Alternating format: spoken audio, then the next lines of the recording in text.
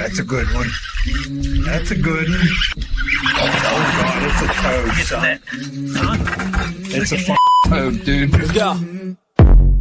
I wake up to a little bit of drool on my pillow, feel like it's gonna be a bad day.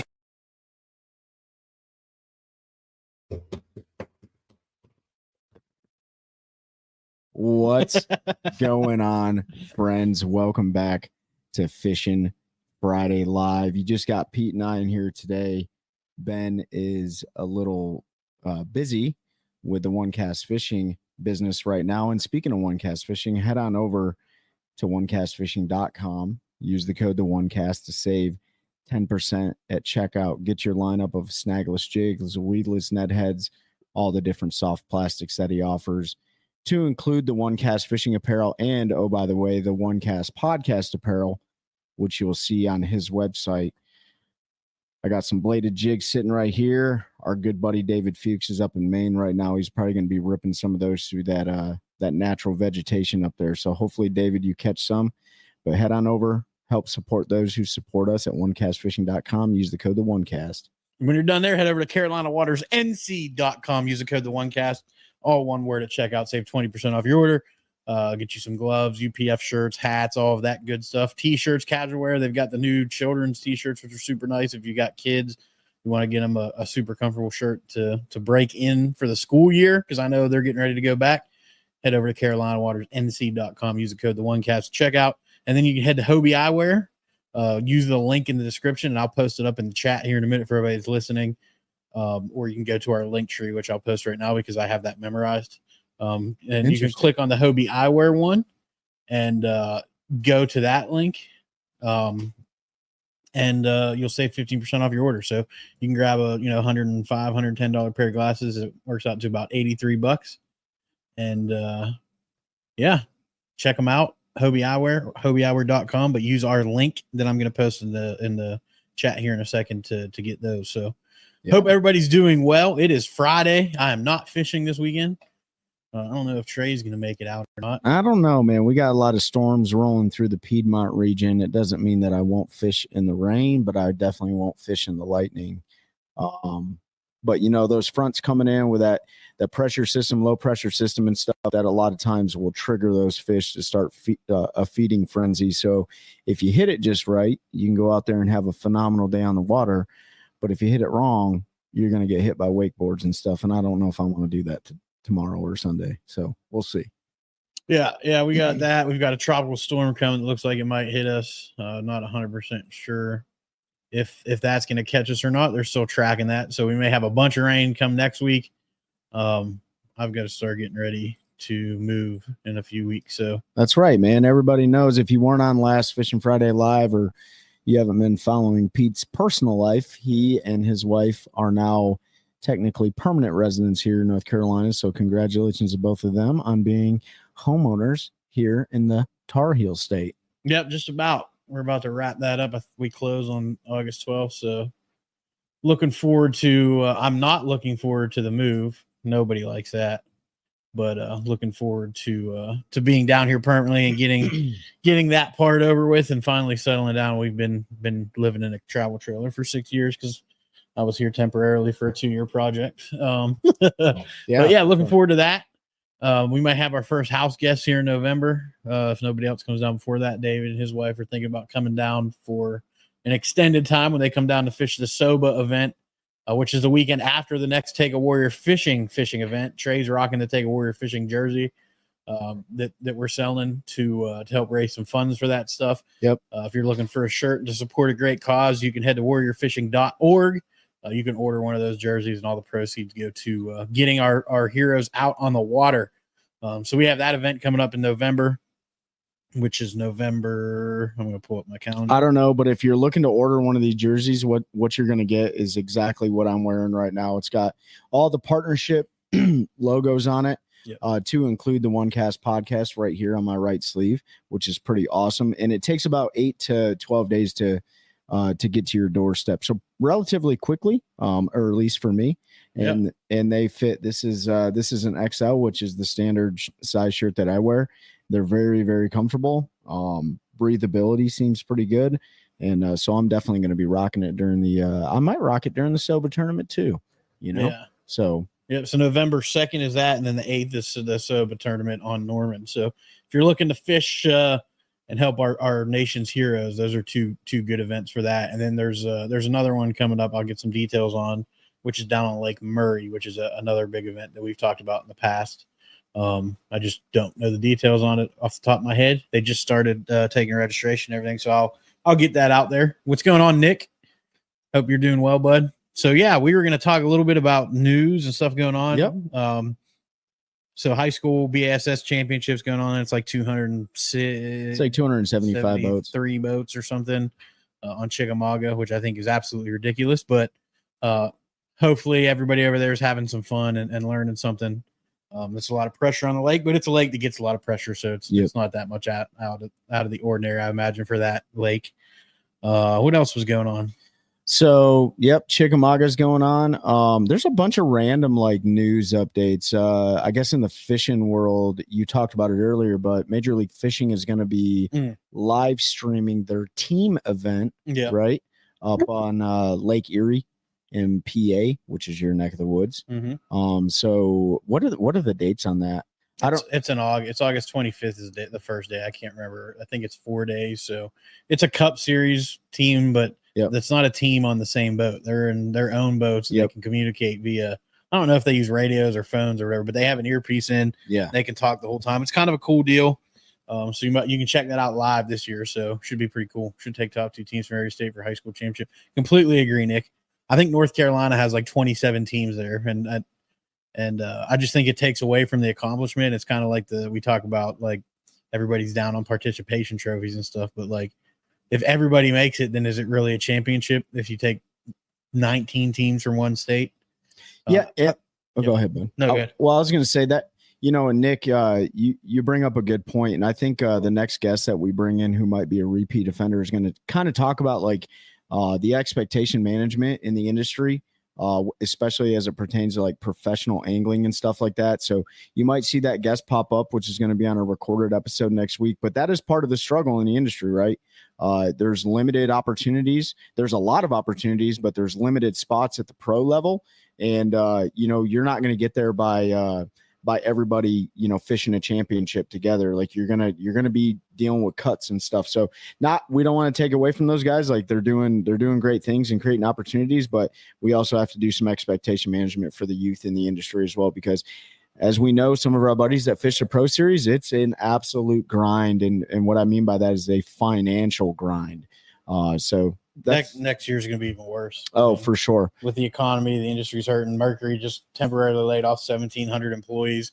And that was 100% related to the industry as it sits right now, and decrease in boat sales, and boat manufacturers are cutting production for 2025. So Mercury had to lay off because they just don't have the motor orders to go on those new boats, and folks aren't repowering unless they absolutely have to, which normally you get folks who repower every so many years, and they're just not doing it right now with the economy. So money's going to get even tighter come next year in the pro fishing world, unless they find a way to get non-endemics back in a bigger way. It's going to be tough because that marketing money is going to be something that gets cut as well. So yeah, and you mentioned that Mercury thing, lower boat price. Yeah, they might, Nick. I don't know with interest rates right now. That's the biggest thing. Like, it's not that people don't want to buy, but when interest rates on a boat are 9, 10, 12, 14%. I know somebody with a over 800 credit score, which like 830 is perfect. They were like an 820 something,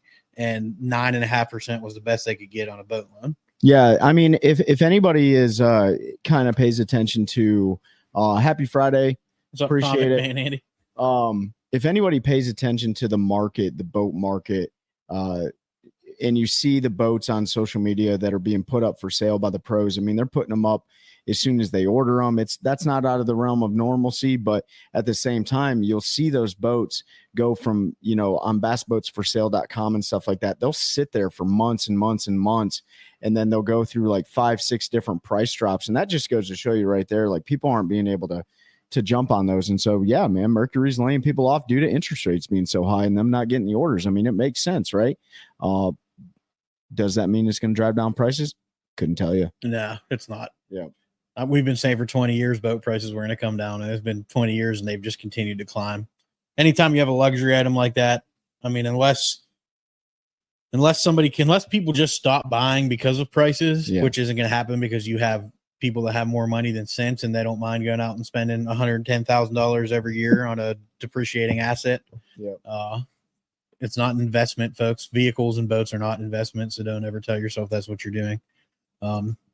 Depreciating asset, there's people that are going to spend that money every year, and it's going to continue to keep prices going up because, I mean, a boat company, how many $100,000 boats do you need to sell a year to keep your doors open? Probably not a whole bunch. Probably not. You look at the smaller independent boat dealer manufacturers like Phoenix, and I say smaller, I mean, they're still pretty big, but Phoenix, Skeeter, Falcon, those types of companies. I think I read something that Phoenix only makes like 70 new boats a year, or something like that. So the market's small, and people buy what they buy, and if it's already cutting a small market, it's only probably going to drive prices up. Yep. Even used boats out of the 80s and 90s still carry some great value because of build quality. Yeah, they do. And right now the used market's cooling a little bit, but it's still pretty high. Speaking of old boats, more than that on the wife, and she has lost value. Jeff, I hope your wife has what? Yeah, that was that was rough. So comic man Andy brought something up that I saw this the other night, and I don't know if you guys saw this, just kind of perusing through the net aimlessly. But a guy bought a house and he found was it a 1980s Bassmaster Ranger, right? Mm-hmm. In the garage. And it had just kidding. I figured had a number on the windscreen. It ended up being one of the original Rangers that Rick Clunn fished the Bassmaster Classic out of. Man, talk about that boat holding some value. I bet you that thing will go for hundreds of thousands of dollars. How cool of a find would that be? That'd be cool, yeah. I mean, come on, man. Yeah, the 80s, 90s boats, the late 90s, early 2000s are where they're really holding value, because that was when they went to composite trans and stringers, so you didn't have the wood that rots out. So those boats still go for pretty good. But yeah, the used market is cooling, but it's still everything's overpriced in the used market, in my opinion. But it'll be that way for a while. What else? Was there other news we want to talk about? No. So I mean, I looked it up earlier. This happened in July. I thought this was really cool. Like, I always go to like wiredtofish.com if you guys don't like keep up on like bass fishing news and stuff like that. But there was a late state record in New York caught 12.35 pound largemouth out of Cayuga. Thought that was really cool. But we posted the question last minute on the community page on Facebook, and please hit us with any questions that you guys have. We asked what topics people want us to bring up, and somebody posted about local news. For local news, right? The slot limit is finally gone on Sharon Harris, so this question is related to that. Go ahead, Trey. So Paul Stevens asked, now that the slot for Sharon Harris is gone, do we believe that clubs are going to be hammering the lakes this summer for fishing tournaments? Not this summer, because their schedules are already done. They've already pulled their ramp permits and everything. But next year. So do I think people are gonna like put pressure on the lake? Absolutely. In fact, that 16 to 20 inch slot limit was the reason that a lot of tournaments didn't fish that lake. Yep. Because you can go out there, and if you understand how to fish that body of water, you can have a good solid 16 to 19, 20 pound bag, depending on what you're catching, right? And that's pretty consistent on that body of water. The problem was most of those fish fell into that 16 to 20 inch category, which deterred a lot of people from going there, because you would see, 9 pounds win with 15 inch fish, or some guy would, catch an over here or there. But we talked about it on many episodes before. The more bass you have in a lake, and they're all competing for the same bait fish, right? And it stunted the growth with the catch weight and release, or the catch and release. Got it. It helps keep some of those big bass in there, but the problem is we weren't keeping, or there wasn't enough natural attrition with those mid-sized bass. So now that slot limit's gone. So do we think it's going to put pressure on the lake from a tournament perspective? 100%. Right. Speaking to the District 3 biologist, it's a good thing. And Harris wasn't the only lake that was removed from the slot limit. I think Lake Randleman was also removed. But here's a really good point that Pete brought up earlier. No matter what you do, no matter who you talk to, go to your state's organic DNR or Wildlife Resource Commission page and look up the actual creel limits, because we got a bunch of messages about this. I know Pete did. I know I did. I'm sure Ben did. People are asking, hey, is there some formal documentation that shows that the slot limit is being removed? The answer is no. Just read the regs. Read the reg. They changed the regulation. So the lack of text in the regulation will tell you the story. So for instance, for ncwrc.org, you can either go on their website or you can download their app on your phone, which is the Go Outdoors app. And that will pull, you can go right into the fishing regulations and you'll be able to scroll and see what the black bass creel limit is. And it'll tell you the state creel limit. And then if there's lakes that are specific to the creel limit, it will annotate those specific lakes. And I think Pete's trying to pull it up right here. It's not ncwrc.org or whatever it is. Or NC Wildlife. Sorry, NCWildlife.org. I almost went to some naughty. But yeah, I mean, the point is, and so funny anecdote, and Pete brought this up earlier. We were fishing a lake last weekend, and and the ranger came up to us and wildlife officer too, as we were launching, and they checked our licenses. Well, that was on the backside. So while Pete was in the water, I was speaking to the state representative and I asked him specifically about the lake. Now it's my job to go onto the website and check the laws. I had a pretty good, I would assume that they would know them too. And I asked him specifically, what's the regulation on the lake? Because some lakes have like weird regulations that you just may not see. Yep. And he said, no, you're good. State laws apply. Yep. There's no special regulation. Well, that's absolutely false. There's a 16 to 20 inch slot limit on that lake. It's same as there used to be on Sharon Harris. And so if Pete and I would have caught a bass, which we didn't even have a single bite, we skunked on that lake.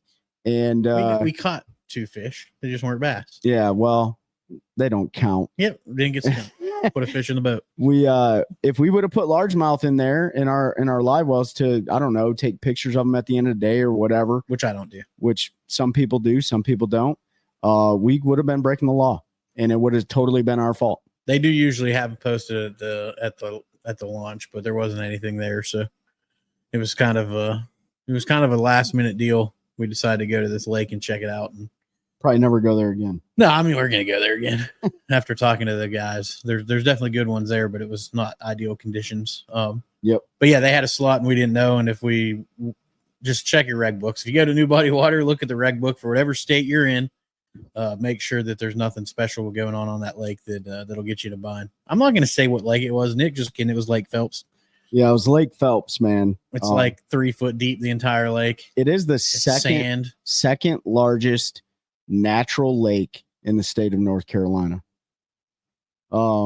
Here's something else I thought was interesting. You know, we talked about Alabama spotted bass and stuff like that in the state of North Carolina, not to be confused with the native species of spotted bass, but the New River in North Carolina and portions downstream of the Grayson Dam have an actual slot limit on spotted bass. So I'm not going to read it, but go to NorthCarolinaWildlife.org if you're an NC local person and check those rules and stuff, because I had no idea, because it was like spotted bass, no limit on them, right?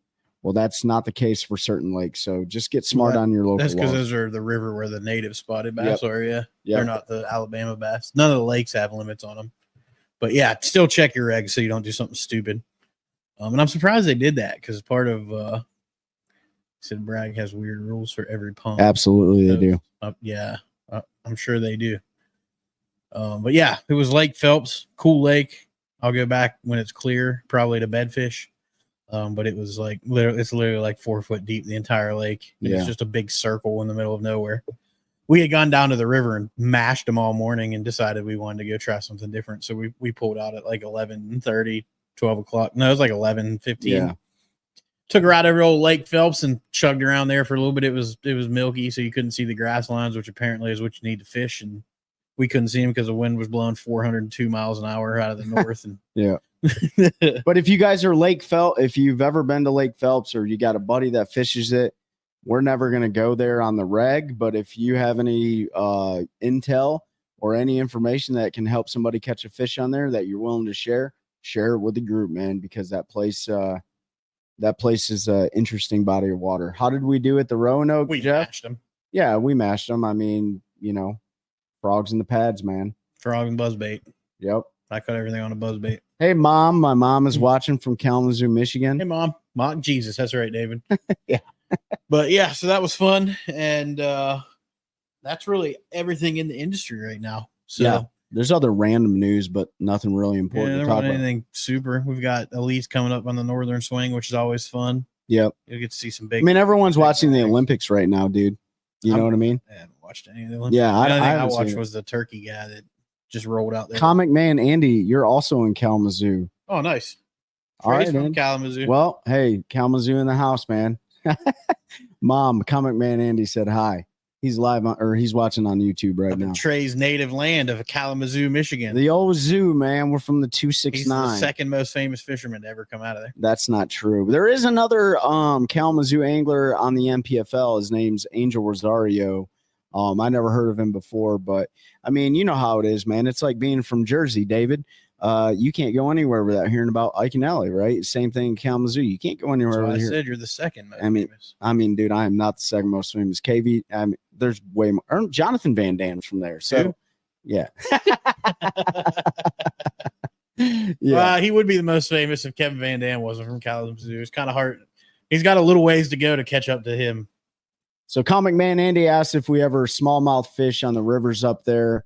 It's been a long time. I never targeted smallmouth. I've caught them up there, but I was more of a multi-species guy. I didn't really get into bass fishing until like specifically targeting bass until I got down to North Carolina.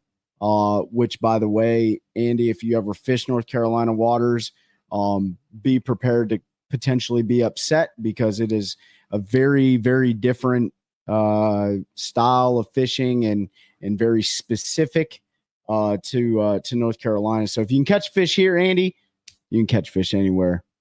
I believe, anyways. I agree with that. But smallmouth are great, man. Gull Lake, Michigan. If you ever go out there, Comic Man Andy, go check it out, man. That's got some great smallmouth fishing, and then most all the lakes there have great fishing in general. Yeah, there's a couple guys from New Jersey fishing at that level, but nobody knows any of them except for Ike and Ellie. Yeah, I couldn't name any other one. Jeff said we Isn't need De Palma from there? Yeah, Greg De Palma's from there too. Yeah. Okay, so I know two. Fish Genesee, but only in Camp Lejeune. Oh yeah. Comic Man Andy, you must have been a Marine. Comic Man Andy, was you in the Corps? Were you a Semper Fi guy? So what was your favorite flavor crayon if you were in? Red.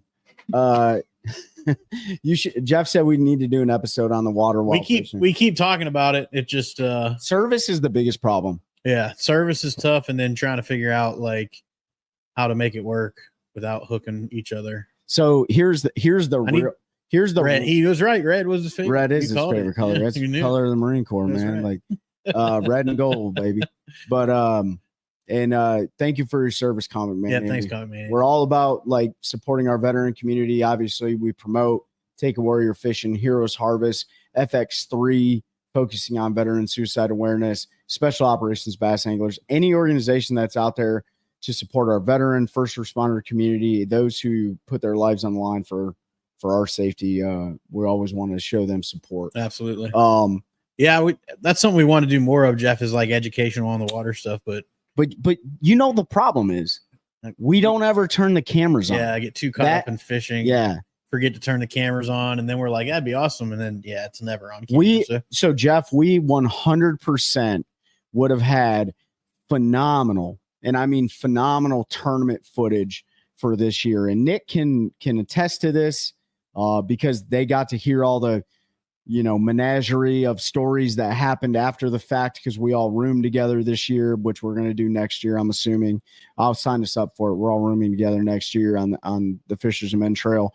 But we had awesome moments last year, or this year, I guess. Yeah. And we didn't capture a single one. Not a single one. Not a single one. We'll have them rolling next year. And I plan definitely to run them at the national championship. Yeah. I plan to do a better job next year. So, yeah. Because there was some stuff there that could have been, probably could have won America. And it all happened. I feel like did it all happen to me? No, I mean, it was definitely tag team. Like you had the almost went swimming in Gaston when you stepped on the golden rule about whatever the side while trying to land a fish with a net. Yeah. And then the one that got wrapped around the log on Jordan at the last second was kind of both of us. Yeah. I was trying to control the trolling motor. The fish was wrapped around the stump. You ended up to your shoulder to grab it. Yeah, that was awesome. You need a camera boat. I might know a guy that can video and a guy with a boat. We're not that big yet. Yeah, we're not that. We're not that important. But you know what? You don't have to be. I think there's a lot of great stories that a lot of us just don't know about. And we won't know about them because they never get caught on film. Those are the things that we love to go back to the house and drink a cold beverage and talk about. We definitely had an experience this year. I know Mike and Nick did. They had some awesome. You guys need to qualify. Yeah. So for those of y'all don't know, Mike and Nick, they fished a trail. They finished second in Angler of the Year, and they won a Derby this year, and they came in second place this year. Like they crushed it. And that's who we were neck and neck, man. Like we went back and forth. And it was awesome.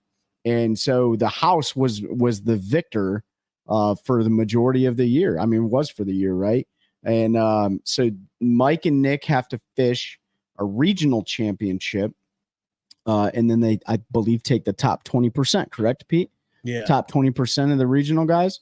Hickory is our chance for it. Yep. So hopefully Mike and Nick go up and crush it on Lake Hickory. And then we're all rooming together down at Lake Murray, South Carolina. And we're going out there and mashing them. Yeah. And we can hopefully finish 1 and 2 for the home team. So that would be wild. Yeah, for sure, man. On a lake I've never fished. Yep. So if y'all got Lake Murray juice, hit us up in the DMs. Because we don't have a no information rule yet. But I mean, we're gonna go out there, find our own fish. We're gonna do exactly what we did this year, which was, create a plan, stick to our plan, be able to adapt and adjust if necessary, and keep our heads held high. Doesn't matter what the outcome is, because we know that we're gonna go out, give it everything that we got, and hopefully bring in 15 bass over a 3-day period. The one thing I'll say is it's probably gonna be a sight fishing tournament. So. Yeah. I feel really confident in being able to compete with anybody in the world in a sight fishing tournament. That's right. And in order to do that effectively, if you want to enhance your vision, get your hands on some of those Hobie Sightmaster glasses, specifically in the floating frame. I recommend that way. If they fall off your face for some odd reason, you just pick them right back up, which Pete just dropped a link in the chat. Yep. Save 20% on them bad boys. That's right. Or 15%. 15%. That's right. What else is going on? What else you guys want us to talk about? We're just sitting here. Top water, cane walker, I'm a stick, donkey rig. Yeah, all the usuals. And then I know the Jackal Riser is another one that's super popular. Good luck getting your hands on them. I know Trey doesn't hope because he doesn't like when I get in sight fishing mode, but I kind of hope it's a sight fishing tournament because I like doing that. I hope there's multiple patterns. Yeah, I hope we can do a bunch of different things, but yes, you're right. Like, our sight fishing. Yes, Nick, deer season is a month away. I know I need to get some corn up. I don't know how much deer hunting I'm going to do this year. If we have a warmer winter, I might be taking some trips to South Carolina. I'm just saying, Nick. So we'll see. But I can make a weekend trip because the lake isn't too far away from us. So I need to go down there and get an area familiarization. It's because I've never been there before. We'll be deer hunting. Don't worry. It only takes 1 day for deer season for me to do what I need to do. And if it works out, then I don't usually need to hunt the rest of the year. We hunted a lot last year. We hunted way much last year. I want to hunt that much this year too.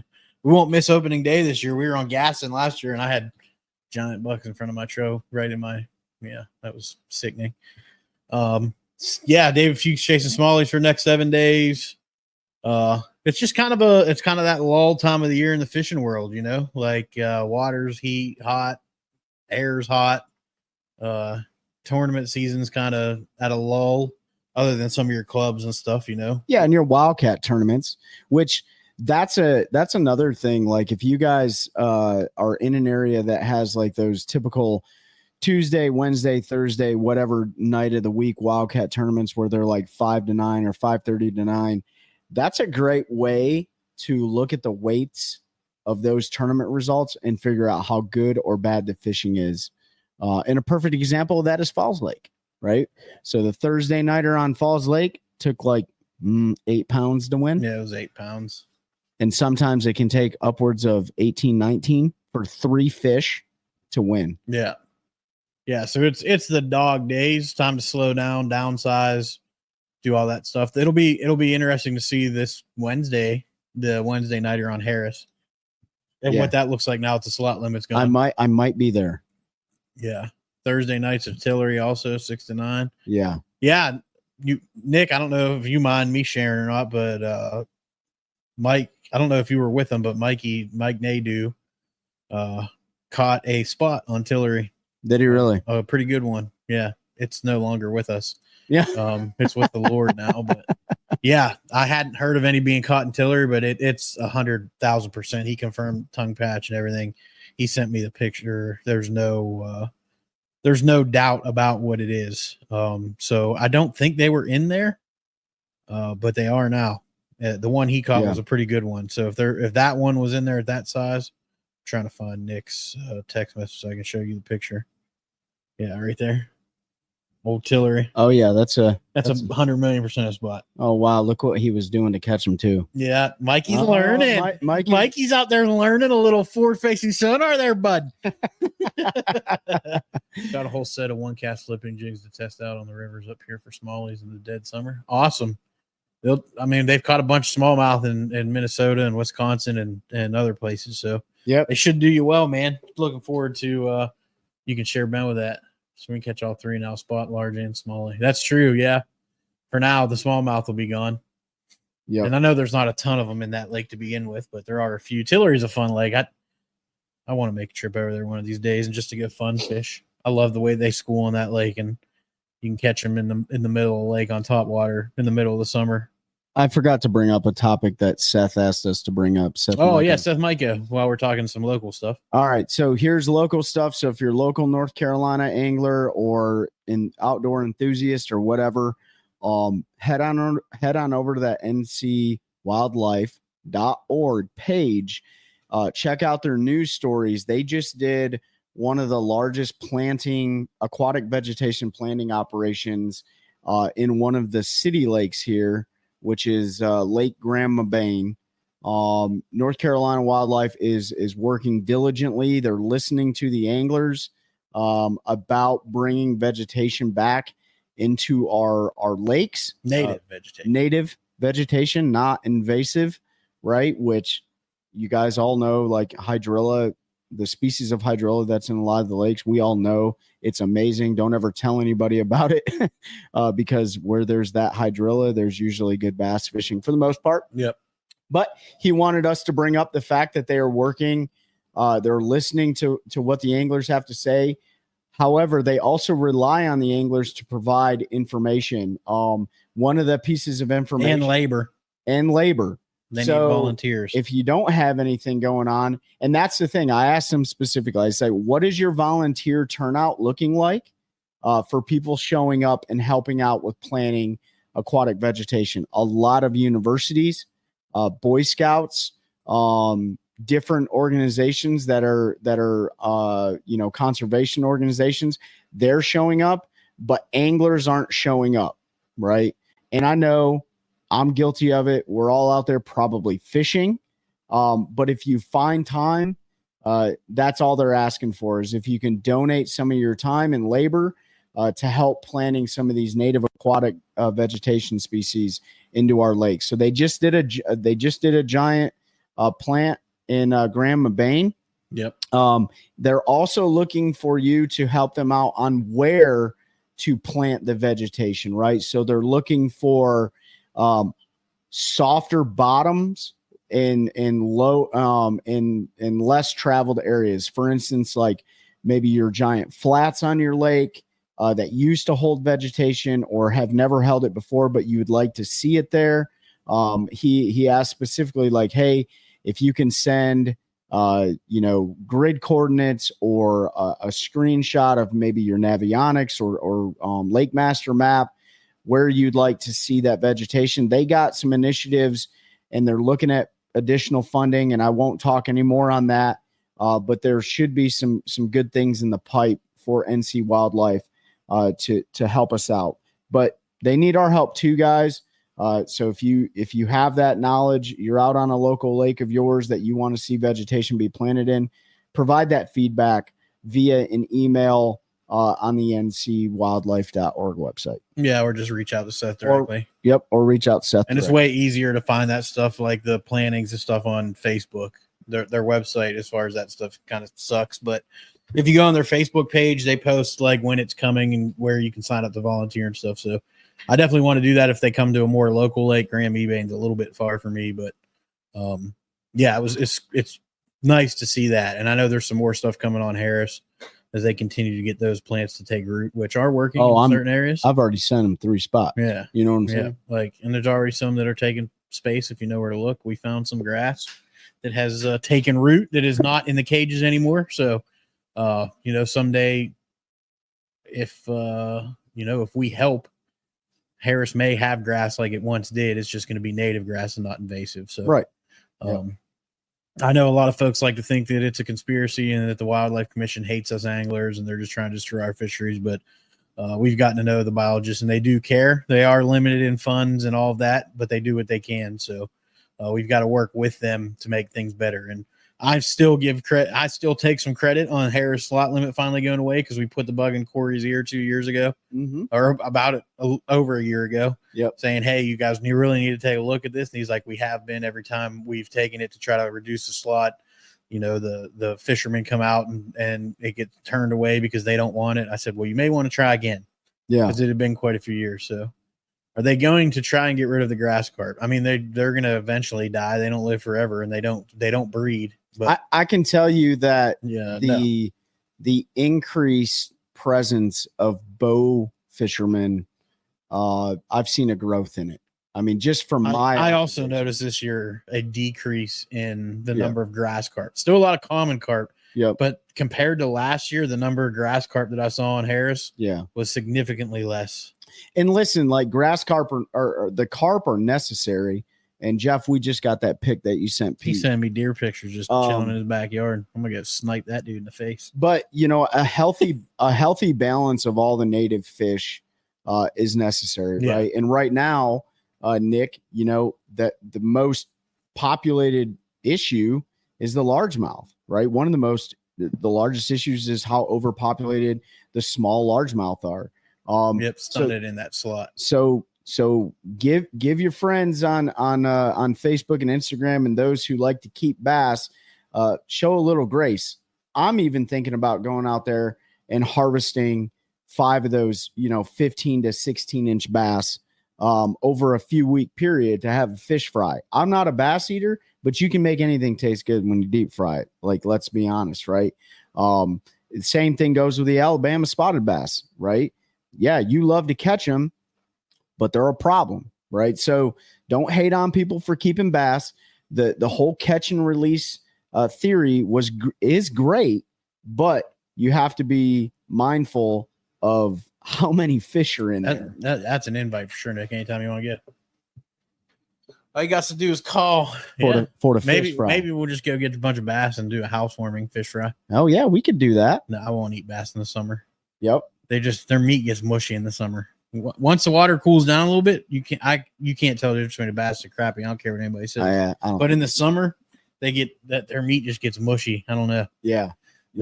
I don't even like thinking about it. But yeah, we've been talking about doing that, going out and taking some of the 15 to 17 inch fish out of there, because there's 800 gajillion of them in there. I will say though, we also caught some really nice ones this year that were that upper slot, like those 4-pounders, quite a few of those. So tournament weights are going to be fun to watch on that lake. And there'll be natural attrition through the tournament weights, right? There's going to be fish kills that happen.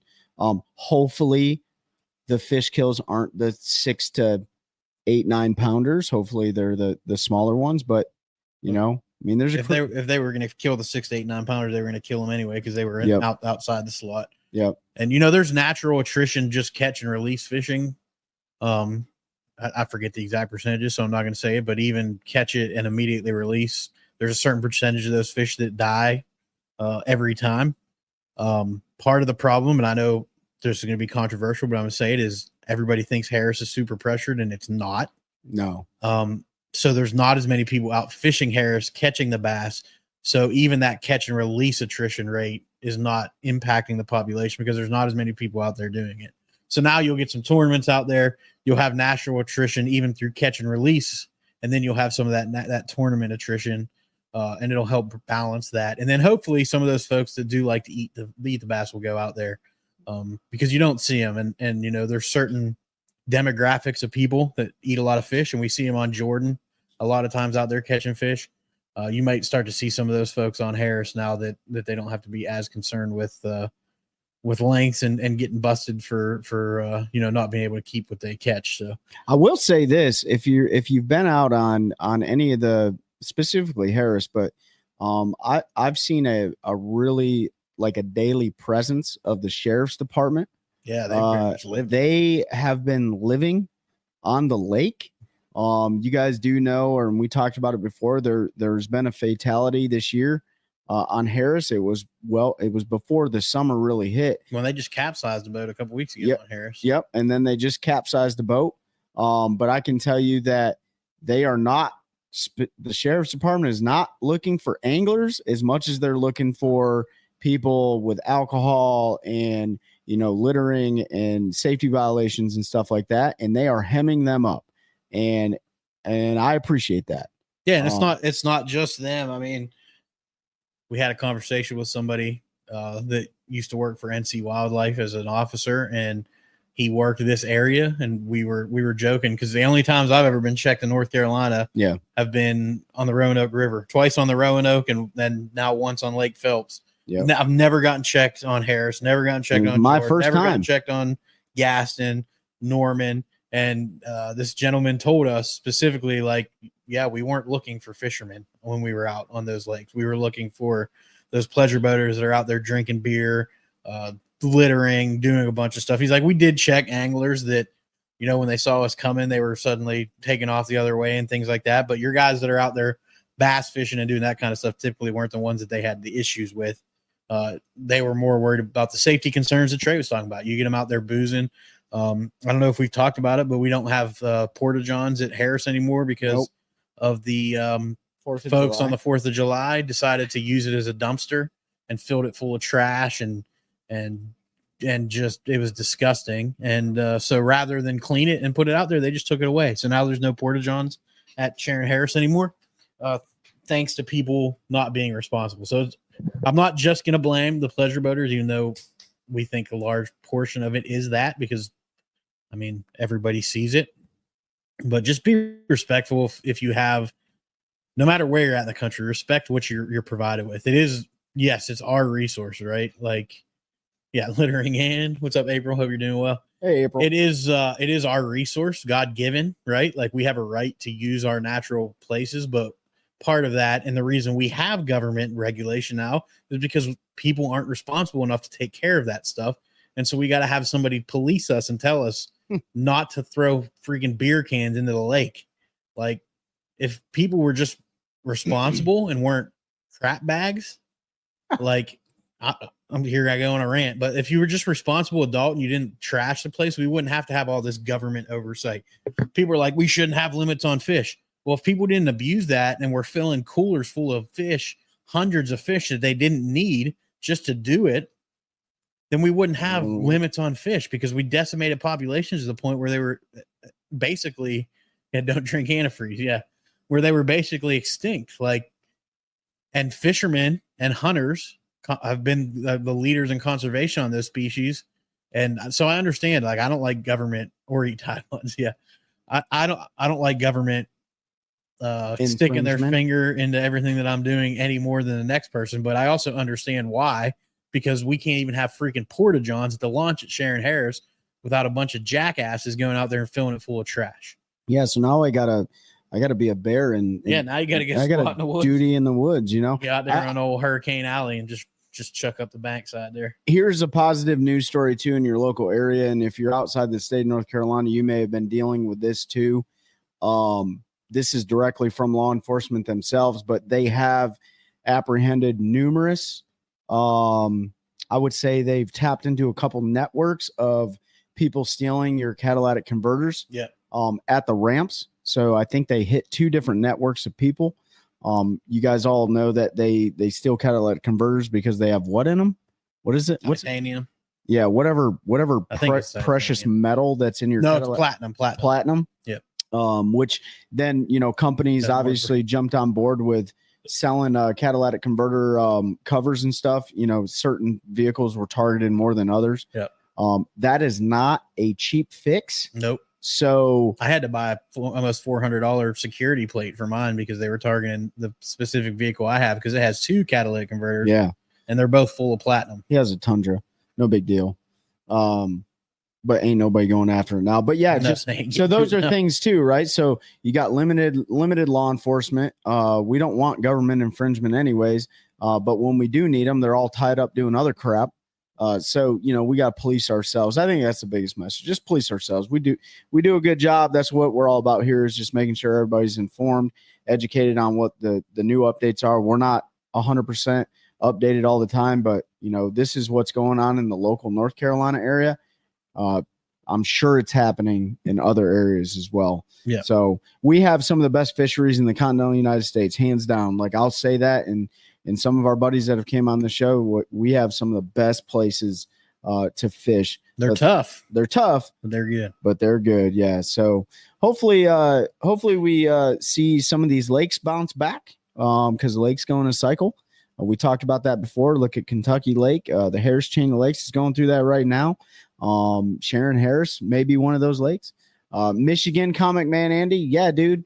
Like, being from the zoo, it's a zoo for a reason. Like, it's crazy up there.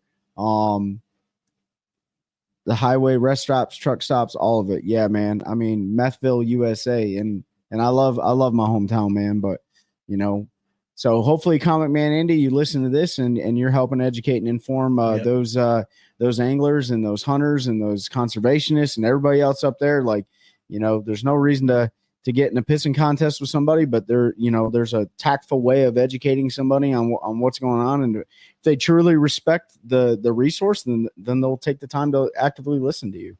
They won't listen, but you can still hopefully. Nick said no more breakfast burritos from the gas station. I mean, you can still eat that breakfast burrito. You're just not going to have a toilet to sit on anymore. You're going to have to go up in the woods. Yeah, you might have to, like, Matt Robertson that stuff and, you know, hang off your steering. There are some places in Harris at least you can hide to do that if you wanted to. I would just go out on the middle of Summer Flat and just go right off the power pole. It's nasty, but, you know, carry some Ziploc baggage with you and take your duty wipes with you. You know what I mean? Just let it rip right into the live well. I mean, that's gross, dude.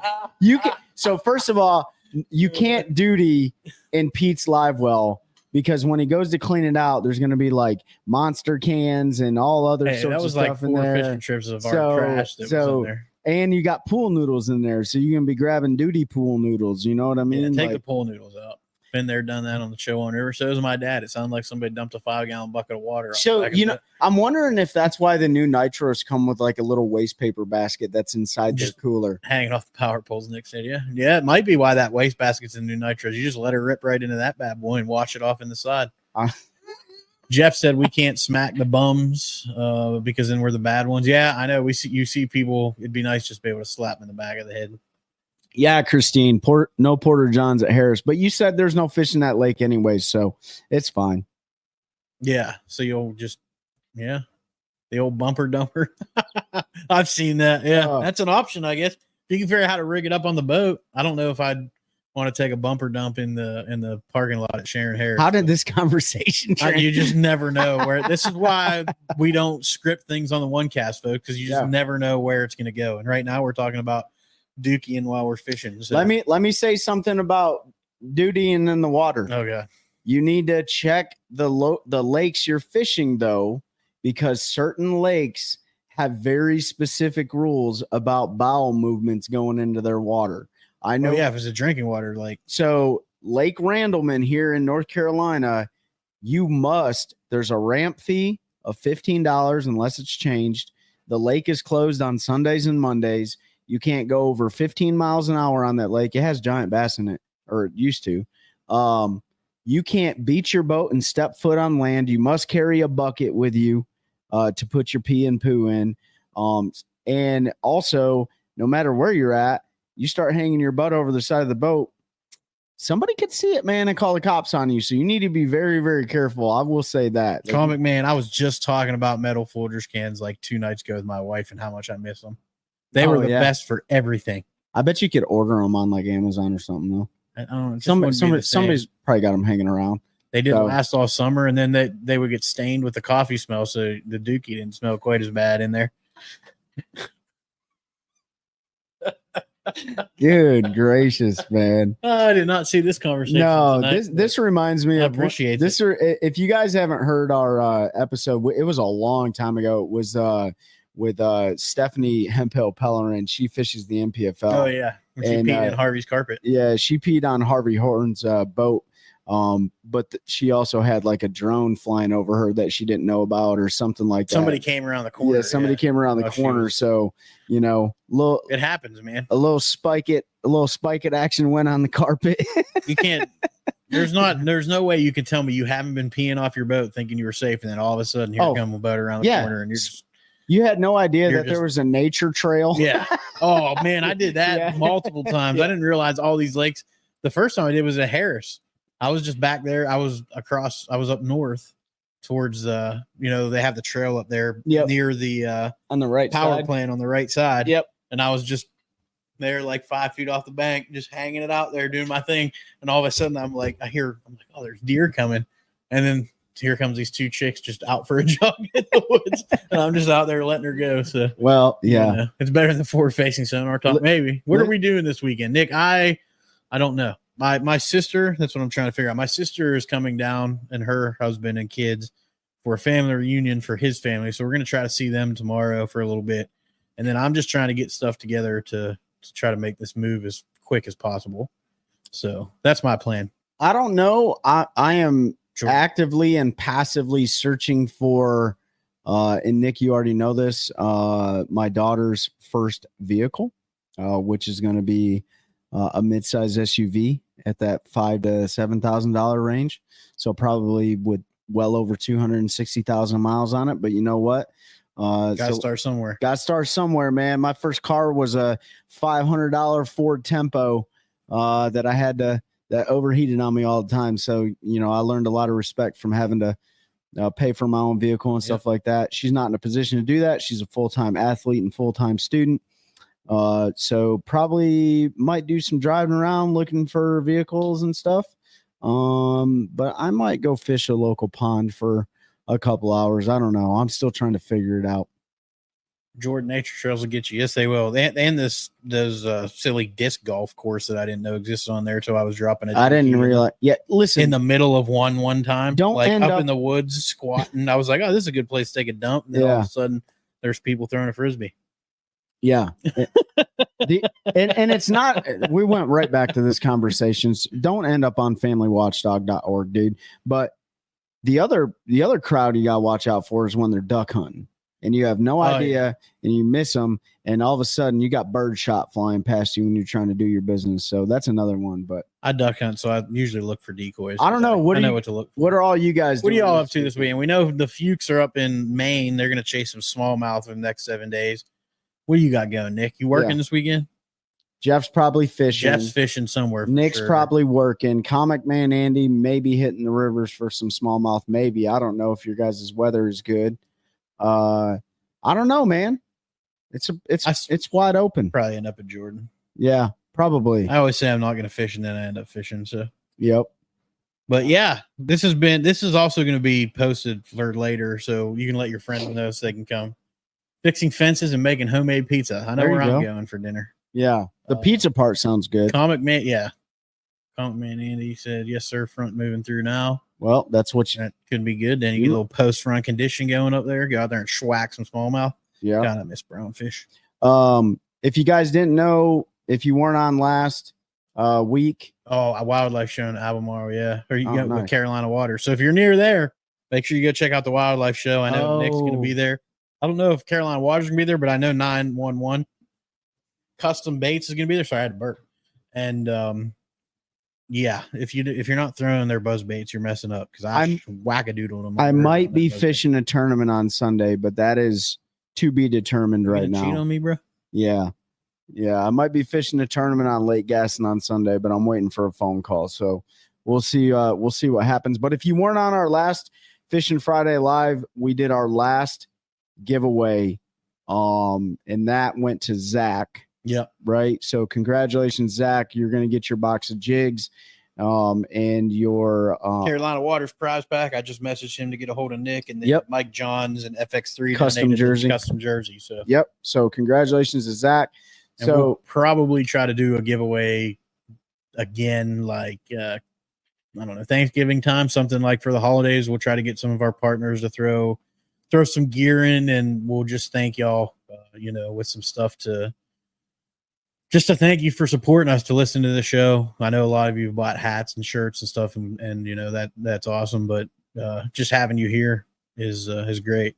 You told us, David, that she would get her baits when you all came down here, so that's where they are. If you come down here and you come to my house, I'm just going to let her go on the wall and pick some stuff because it's going to be full. Yeah. So here's what we need y'all to do. If you haven't done it before and you're on Instagram and you're on Facebook, shoot on over to our community page, join our community page, follow our regular page. You can just type in TheOneCast. Pete's going to put our link tree in the description. You didn't spell that right. Yes, I did. Is it linktr.ee? Yep. Oh, well, that don't make no sense. That's not even how you spell tree. But anyways, head on over to our stuff and follow it if you wouldn't mind. It doesn't cost you anything, and it helps us out. Any of our episodes on either the podcast side, so Spotify, Apple Podcasts, all that stuff, leave us reviews, share it with your friends, especially those who love the outdoors as much as we all do. Yep. Follow us on the IG, the Instagram. We're constantly posting. We're consistently posting pictures and links and discount codes and stuff like that. And please use the discount codes. And I had this conversation. I won't name the name, but when we send the discount codes out, that's for a reason, right? The companies measure our reach using those discount codes. So we want you all to use them, even though you think you're helping the company out by not getting a discount and paying full price. We want you to use that. Right. So yes, Christine, David specifically. So if you're ordering from Did he order something and use our discount? Yeah, he does it all the time. So OneCastFishing.com, use the code TheOneCast. CarolinaWatersNC.com, use the code TheOneCast. What's up, Veda? Hope you're doing well, brother. Hobie Eyewear, use the link. That helps the companies that support us measure our performance. And then we got a new partner that's coming up in September. And then we might have another one too that reached out to me today. So. Yep. So we got some more partnership opportunities coming up, which is going to also offer opportunities for you guys. It's okay, David. Don't let it happen ever again. Yeah, don't ever do it again. Or I'll have to half right face you. Oh, did they do that in the Air Force? They're probably not allowed. I'm just kidding. You guys go up there and have a great time in Maine and catch those smallmouth. We're looking forward to the pictures. But, we appreciate everyone's support. We try to bring you all local news. We don't try to do all those tournament recaps all the time, but we are going to bring some of our pro friends back on to talk about some different topics. We've got a couple other Elite Series pros lined up too, going to be coming on here. Yep. We're probably going to wait till after the Northern Swing because it gets a little bit hectic, but they did do that. Okay. So he knows half right face, but yeah, we're going to get a few more Elite guys on, some more NPFL, probably do another recap with Brad and Paul of the NPFL. Yeah. the league to talk about what's going on. Nick, I appreciate that. Yeah, that was the kind of episode I want to do more often, where we have folks come on and really share how fishing has helped their healing through whatever it is. And if you haven't listened to that, please do. Yeah, we're on Spotify. Man, we drop a recorded episode every week. Sometimes it's our live that we put out for the folks that don't catch us live, but typically we try to do a separate episode every week. This time of year, we use these lives a little bit more just because there's not a lot going on, and guests are usually a little bit tougher to get in the summer. You think it would be easier, but they're trying to catch up with family and all of that stuff. So rather than us just running our traps 2 nights a week, we try to narrow it down to 1 and then put it out. But yeah, go check out that episode we just did with Rick, aka Bassing Through. We got his whole life story, and we've got a lot of positive feedback from that one. And that's the kind of interview I want to do more. There's another individual I reached out to that battled addiction really bad. Like, I personally know this individual, and basically saved their life through fly fishing and moving out west, and now they're a guide and all of that. So trying to get her lined up. Super cool story, and going to see if I can get her to come on, because we want to share that as much as we can. You hear us talk about mental health all the time. Jeff, I'll react in a second or comment, but we talk about mental health all the time.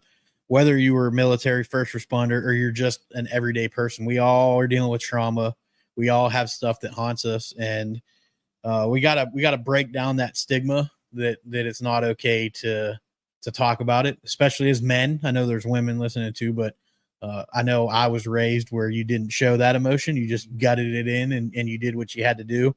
And I saw my dad do that. My grandfather, I knew they were hurting, but they just gutted it up and punched through and did it. And luckily I was able to break that, because I don't know if I would be here with some of the stuff I've dealt with, some of the stuff I saw as a paramedic. And I know the same, like Trey and our other veteran friends, if they didn't figure out a way to deal with that, then you see that 22 a day number. And that has a lot to do with it. People are still afraid to talk about what they've dealt with and that stigma. So trying to get some more folks. So if you know somebody has used fishing to heal, and you think they have a story that can impact, even if it's one person's life, let us know. Shoot us a DM.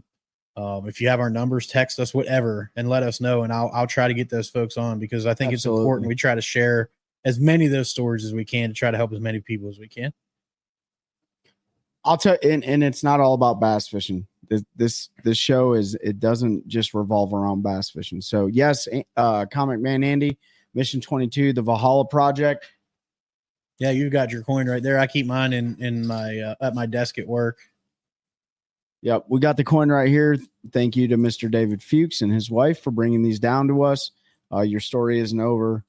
Keep effing going, man. That's right. So he said I fished my way through 0406 after UMC. Yeah, USMC. Yeah, I mean, that's fishing saved Trey. He's talked about it multiple times. It's been a part of what saved me.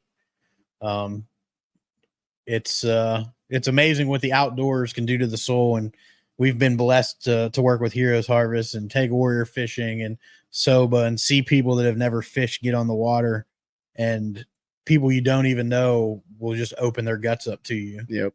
It creates that safe space, and it helps them get that, and you end up creating lifelong friends. So that's what we're going to do. We're going to keep trying to spread those stories. So I appreciate the positive feedback on that. Jeff, I will get up with you this weekend. I may be able to take a ride and meet you and grab those baits from you. So let's real quick, 14-foot John boat and a 10-horse Merc saved me. Yeah, that's all it takes, man. We try to tell people all the time, even if it's beating the bank, like bassing through kayak, John boat. You don't have to have a fancy bass boat to get on the water and go. You don't even have to fish. You don't even have to fish. You can just go. Just walking outside can save somebody. Just spending time outdoors is cathartic, and I think it's naturally cathartic for humans, because we're all animals, right? And when you get back to your roots, you don't realize how refreshing that is. And it is. It's good for the soul. Why do you think Rick Klon continues to be on the water every day of his life and connect with nature? I think he's just crazy. Well, he talks about it, man. Like that dude's Yeah. full of wisdom, right? Oh yeah. So, but it takes all of us to share the message, and bring us all together so that we can that we can help each other out, right? There's not enough of us out there. So every single person that you guys connect with us and we connect together is just more troops that are going to help continue fighting this good mission that we're fighting right now. So absolutely. So a couple of dates I want to talk about before we sign off here. September 7th, take a warrior fishing. We have our second annual Warrior Fest, which is at Tap Yard in Raleigh cornhole tournament. We're going to actually do our Friday night live from there. There's beer, there's food, there's bands. It's a good fundraising event. It's a lot of fun. So make sure you check that out if you're in the Raleigh area. That's September 7th. I don't think they've put a start time yet, but the first band starts at 6. So anytime, around 6, just keep an eye at warriorfishing.org for details as that gets updated, as more info comes in. And then again, November 2nd is the Warrior Fishing tournament on Sharon Harris. That is an all species tournament. So it's just about going out there, having fun, getting a warrior on the water. If you're a boater and you're interested in going out and taking somebody fishing in that, you can go to warriorfishing.org and sign up. I'll cover that in a second. If you are a veteran that wants to fish it, same, warriorfishing.org. There's a veterans registration page. If you are a veteran listening and you are not registered with Take a Warrior Fishing, go on there and sign up. We're getting trips now all over the country where folks are signing up to take people fishing. We send out, we're working on how that goes right now. It's an email or Facebook kind of reservation system. I'm working on something a little bit better to reserve those trips, but we've had everything from offshore trips to bass trips, Wisconsin river trips, Pennsylvania river trips, Great Lakes trips. We're getting trips all over the place, and it's just about getting warriors out on the water and an opportunity to experience that. So head to warriorfishing.org and sign up if you're a warrior interested. What was the first one before Take a Warrior? That was a Warriors on the Water. Warriors on the Water, probably. Yeah, that was a big event out here. Comic Man Andy, go to Spotify and look at or find the episode with our friend Hal Abshire, and that really breaks down what Warriors on the Water was. He was one of the ones that spearheaded that initiative. They're no longer operating, but now you got a lot of 501c3 nonprofit organizations that are trying to fill that gap. Yep. So again, that's November 2nd. Is the Warrior Fishing event for 2024. There's 3 prize categories: largest bass, largest catfish, and largest panfish. So they're also giving away some other stuff. And that's at Holloman's boat ramp. Holloman's, yep. Holloman's. So the last event we had was at Cross Point. This one's at Holloman. So go to the website. Yep, go to the website, sign up if you are not. And then after that, if you're in this area or you want to travel to fish a really fun tournament, check out Special Operations Bass Anglers on Facebook. They don't have a website yet. Correct me if I'm wrong, Nick. I know you were working on that, but I don't believe it's there yet. But Special Operations Bass Anglers, just search them on Facebook, join their page. Their event is November 8th, which is a Friday. It is Veterans Day. And they do a really fun bass tournament that day. And that money, they pick a special operator who lost their life every year. There we go. teamsoba.org. We have a website now. So Nick put that up. I'm going to add that to our link tree, but I'm also going to type it in here for everybody to see. Head there, check out what they've got going on. They're a great organization. It's a super fun tournament. It's awesome. Dude, we had a blast, and it's only going to get bigger and better. And, it's a ton of fun. It's on Lake Norman, Spotted Bass Haven. In the fall, last year I never threw anything but top water all day and caught our fish all on top water. It's a great event. So make sure you check that out, teamsoba.org or Special Operations Bass Anglers on Facebook. You can sign up just by messaging them and they'll get you in there. And we hope to see you there. So that's all I got. Trey, you got anything coming up with Heroes Harvest planned? No, I will have more planned after I retire next year. Right now, Heroes Harvest is really big into the hunting. So if you are or know veterans that are looking to get into the outdoors and get on some guided hunting trips, some steelhead fishing trips up in Michigan, some turkey hunts, bass fishing right now is not on there. I'm the one that does the bass fishing, but you go to heroesharvest.org and you can see the upcoming trips. and then you register right on the website, and there's information that's required.